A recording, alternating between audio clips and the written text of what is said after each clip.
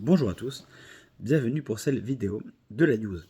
Cette semaine dans la sidra de Balak, il y a une idée que j'aimerais développer avec vous. C'est celle que l'exemple vient d'en bas. Ça veut dire quoi? Ça veut dire que même si on a tendance à attendre que ceux qui tirent la locomotive, ce sont les personnes qui ont été désignées, qui ont été élues, les édiles, des personnes qui ont des responsabilités qu'on a choisies, bien en réalité, au-delà des responsabilités que les gens ont, le peuple avance, un groupe avance, une communauté avance, par des initiatives qui viennent d'en bas. Quand je dis en bas, ce sont les gens qui n'ont pas besoin de responsabilité pour agir et qui entraînent avec eux tout le monde, dont les gens qui, eux, sont payés pour et de responsabilité parce que ça les motive. Mais mieux que ça, ou pire que ça, c'est que ce qui constitue véritablement l'essence d'un peuple, l'essentiel d'un peuple, ce sont les gens qui les constituent, pas nécessairement la direction qu'on veut lui donner, même si c'est important. C'est-à-dire qu'on va pouvoir, en particulier dans le judaïsme et les juifs, juger le peuple, juger les gens, de par les personnes qu'on voit dans la rue. Chacun, en fait, dans son quartier, est le juif de sa vie, donc le représentant du judaïsme. Et en fait, on est tous, en étant un peuple si petit, on est tous des représentants du judaïsme. Vous voyez, par exemple, quand j'étais rabbin à Tours, quand on vit à Tours, et que on a un juif tous les 10 km, par exemple, d'accord? Ben, ce juif, c'est ce qui représente tout, d'accord? Lorsque vous êtes dans un endroit, dans une boîte, vous êtes le juif de la boîte, eh bien, vous êtes la personne qui caractérise, qui symbolise, qui incarne le judaïsme. Donc en fait, on est tous des représentants officiels du judaïsme, qu'on le veuille ou non. Je vais vous dire pourquoi. Dans la paracha de Balak, il y a un homme, Balak, qui cherche à... c'est un roi d'une coalition qu'il a créée pour défendre, parce qu'il pensait que le peuple d'Israël était une menace, alors il essaye de créer une coalition avec d'autres tribus pour défendre la sienne et celle des autres de la menace juive qui arrive. Et comme il voit qu'ils ont terrassé d'autres royaumes voisins qui étaient bien plus puissants militairement qu'eux, alors il se décide d'utiliser une autre stratégie, c'est-à-dire d'utiliser la stratégie du peuple d'Israël contre eux. S'ils sont forts parce qu'ils sont rattachés à leur Dieu, alors on va les détacher de leur Dieu, comme ça ils perdront toute leur force. Bon. Et dans une certaine mesure, ça va fonctionner. Mais avant ça, pour arriver à ce résultat, il va solliciter l'intervention d'un homme, Bilam, qui est connu pour ses qualités de fin stratège, également de fin connaisseur de la spiritualité, de toutes les formes de spiritualité.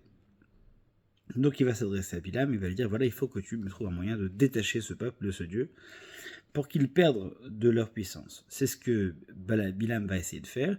Et suite à un échec, premier échec, Balak, plutôt que de se mettre en colère, il va dire à Bilam, viens avec moi. Et c'est dans le chapitre 23, au tout début, que Balak va emporter avec lui Bilam, il va l'accompagner sur un endroit qui est un petit peu en hauteur.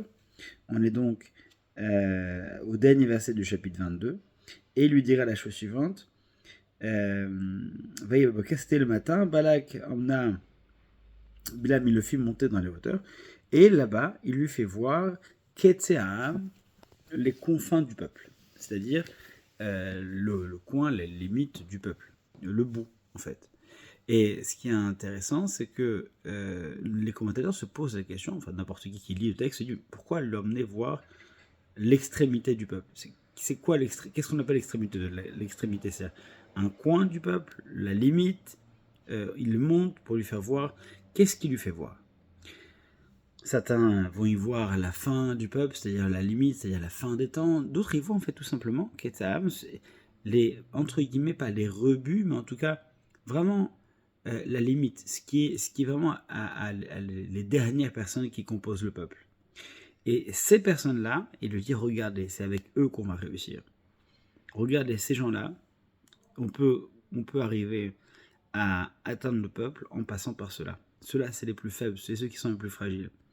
Et donc, regarde ceux-là, tu vois, ceux-là, ils sont pas exemplaires. Ceux-là, ils sont pas extraordinaires. Ceux-là, on peut les atteindre. Et donc, tu vas t'attaquer à eux et tu vas rentrer dans leur tête et dans leur peuple grâce à eux. Et c'est la stratégie que plus tard Balak, ce roi, va adopter. Il va adopter la stratégie, il va essayer de faire en sorte de toucher les gens les plus fragiles en faisant pénétrer dans le campement des mœurs, disons, discutables par le biais de prostituées qui venaient de Midian. Et en visant ces gens-là, en se disant, ces gens-là, ce sont eux qu'on va pouvoir toucher. Et c'est là que c'est frappant, que c'est intéressant. C'est que, en réalité, on est tous des exemples. C'est-à-dire qu'en fait, ceux qui sont choisis, élus, nommés, comme ça, bon, eux ont un intérêt particulier parce qu'ils ont une responsabilité. Mais en réalité, tous, et en particulier ceux qui ont l'air transparents, ceux qui ont l'air d'être éloignés, ceux-là représentent parfois plus encore le peuple que le reste du monde. Ce sont là ceux qu'on appelle les quêtes, c'est ceux qui sont aux extrémités, ceux qui ont l'air de ne pas être exemplaires, c'est ceux-là qu'on va retenir. Et donc, on a tous un devoir, en particulier en partant du bas, de représenter au mieux le peuple d'Israël, parce que s'il y a une fragilité, si les gens perçoivent une fragilité de ceux qu'ils considèrent comme étant des gens simples, et bien en fait, c'est le peuple d'Israël tout entier qui est fragilisé. À l'inverse, si on prend cette logique et on la retourne, alors c'est parfait. Si les gens qui n'ont pas de responsabilité, ceux qui sont entre guillemets en bas, sont forts, respectueux, représentatifs, et bien là, on a un peuple qui est puissant, qui est ferme, qui est exemplaire et représentatif de l'ensemble du peuple. Et ça, c'est un peuple qui est exemplaire sur tous les points et donc qui est, comme on le comprend dans cette logique-là, invincible. Si on essaie de trouver des gens un peu fragiles et on essaie de toucher le peuple par leur biais-là, eh bien effectivement, c'est l'ensemble du peuple qui sera fragilisé. Si au contraire, chaque personne se considère comme étant un représentant et à son échelle doit être une personne exemplaire en tout point, on a un peuple qui devient sous tout aspect et en toutes circonstances absolument invincible. Donc des gens qui se considèrent comme un petit peu loin, c'est un appel qui vient du cœur, ressaisissez-vous, il faut que nous nous ressaisissons, il n'y a pas un juif qui n'a pas en lui un nombre extrêmement important de mérite. Il faut se concentrer sur ce qu'on peut apporter de mieux au monde et ne jamais donner la possibilité de voir en nous une quelconque fragilité. C'est ensemble qu'on est fort, chacun fragilise, chacun raffermit et chacun renforce et la foi et la confiance et l'éthique, la morale de son prochain. La morale vient du bas, la force du peuple d'Israël vient du bas, l'exemplarité vient du bas, et elle suit, elle renforce, elle raffermit, elle protège l'ensemble du peuple, et ce jusqu'en haut pour former un tout uni.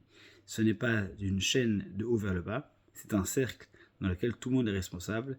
Quand l'Israël Aravim est basé, tout le peuple d'Israël. Chacun est responsable l'un de l'autre. Shabbat Shalom.